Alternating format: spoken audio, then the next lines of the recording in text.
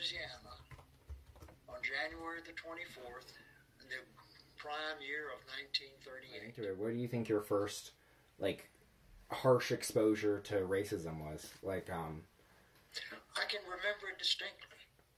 And surprisingly, I do view it as racism, but it doesn't involve blacks. What I remember is we flew in from Columbia into Miami airport, and of course in the Miami airport we got off, went through customs, and then we proceeded to a hotel in Miami. And I remember my mother checking into the hotel, and there was a sign up on the counter of the hotel, and it said restricted. And I asked her, what does that mean? And she glared at me. That means keep your mouth shut. So I didn't say anymore. Yeah. Later I asked her, what does that mean? And she said that means no Jews allowed. Oh, really? You're saying, what is the narrative in school? Yeah. In terms of the fact that there were no black people or colored people of any kind in the classroom? Yeah, like what did they say about that? What was the sort of narrative they spun? It was not discussed. It seems kind of strange, doesn't it? But as I look back on it and I try to puzzle through that, because it would be an obvious topic of discussion, wouldn't it? Why aren't there any black people different here? colored people here? Yeah. You know?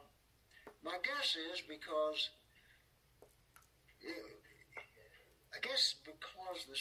teachers really didn't want to discuss it. And the students didn't think about it. It was kind of like it was the norm, and do you question the norm at that age? Yeah, sure. So nobody was like, it wasn't super common to see like people being like super racist on a day-to-day basis, but it was more like people just sort of let the racism slide a little bit and accepted it as a norm.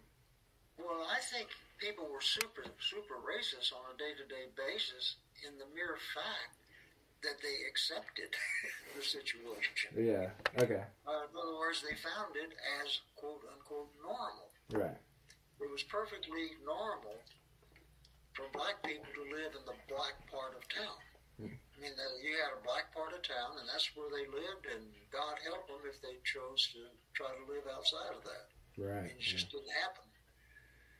So, but that was accepted as a standard, and as I look back on, I have to say that's pretty damn racist to say that's the standard. Sure, yeah. But it's just something that is embarrassing for me to say it wasn't questioned, because I'd like to be a hero and say I stood on a box top and questioned it, but I really never did. Yeah. It was only as I was a senior in high school, much later, not as a youngster, but much later, that I began to instinctively question it. There's one, like, really big thing that I wanted to talk to you about that I think would be really interesting for, the whole, like, class to hear about. So, from the beginning to the end, tell me the whole, like, KKK cross-burning story. And I happened to be teaching in Jackson, Mississippi, and I think it was 63. But anyway, that was the summer of Medgar Evers. I don't know if you've ever heard of Medgar Evers, but he was the head of the Mississippi NAACP, president of it. He was a national leader of the civil rights movement, and he was assassinated in Jackson, Mississippi, in the summer that I was there. And that was the summer also where they rounded up so many of the protesters. Well, it's been so long, I don't remember, but they had these barriers, and they used cattle prods on them, electric cattle prods on protesters. And those were used, of course, for cows and bulls, so it had a hell of a charge. It would hurt, I'm sure, but it was a terrible summer, just terrible in terms of that kind of activity. It was there were demonstrations and semi-riots, but mostly the riots were not caused by the demonstrators, but rather by the people watching the demonstrators and cursing them and attacking them in several cases. In fact, the police claimed that they rounded up the demonstrators to protect them. Well, that's a crock. I taught at a college called Millsaps College. It's really quite a fine college. But as always, I was interested in some extra money.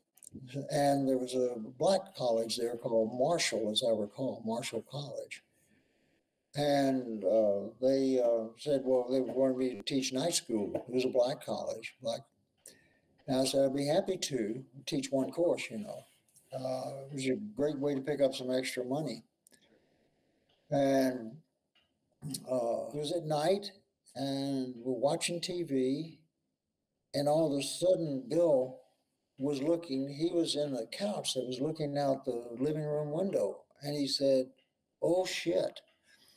I said, what? He said, look, and there was a cross. It was a giant cross that he made. There was a cross out there, and it was burning. Yeah. And they were yelling out there. Called, let's see, the favorite expression was nigger lover. That was it. That was a favorite expression. So, but that was that. And so after that experience, I didn't teach there anymore. I decided the better part of valor was not to get the money. Yeah. So, do you remember any like strong opinions from the people around you? Like, did you have like pro-segregation and anti-segregation people in your life, or was it like? I can't recall one in my life who was not a pro-segregationist. Wanted to keep segregation.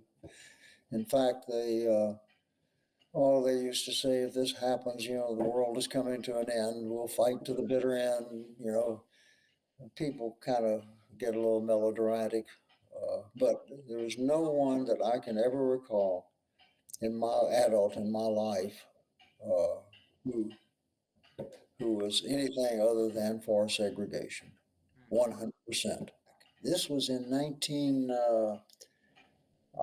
probably 1962. But a friend of hers was passing, and she and I had gone to the hospital. She stayed in his room, and I went out. I was catching the elevator going downstairs, and an orderly was there, black orderly. As we were waiting for the elevator to come up, the elevator came up, and the doors opened, and off the elevator came this stunningly beautiful nurse. I mean, she was just stunning, you know. I mean, I was and so he and I got on the elevator, and I looked over at him and I said, man, she is gorgeous.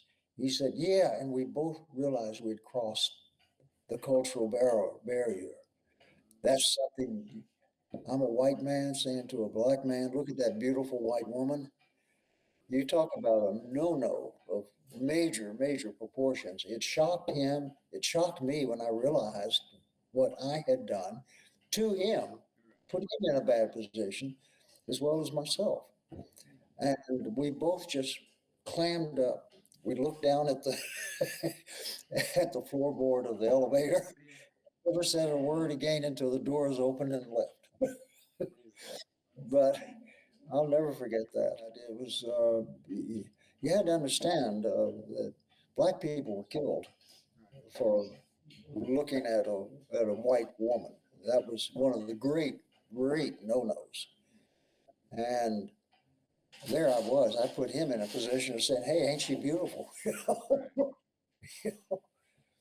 And the fact that he answered meant that he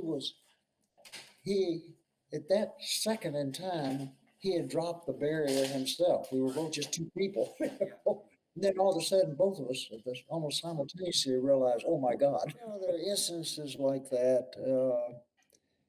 It was not a good time.